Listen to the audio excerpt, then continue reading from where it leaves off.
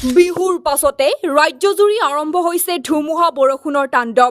বৰদৈচিলাৰ ৰাজ্যৰ বিভিন্ন স্থানত তাণ্ডৱ চলোৱাৰ লগতে প্ৰবল বৰষুণ হৈছে বহু অঞ্চলত। বতৰ বিজ্ঞান কেন্দ্ৰৰ তথ্য অনুসৰি অহা ৪-৫ দিনলৈ ৰাজ্যৰ প্ৰায়বোৰ অঞ্চলতে এই ধৰণৰ পৰিৱেশেই বিৰাজ কৰাৰ সম্ভাৱনা আছে। ৰাজ্যজুৰি মজলীয়া ধৰণৰ বৰষুণ অহাৰ সম্ভাৱনা আছে। কোনো অঞ্চলত ঘণ্টাত ৩০-৪০ কিলোমিটাৰ গতিবেগত ধুমুহা বতাহৰ লগতে মুখলধাৰ বৰষুণ অহাৰো সম্ভাৱনা আছে।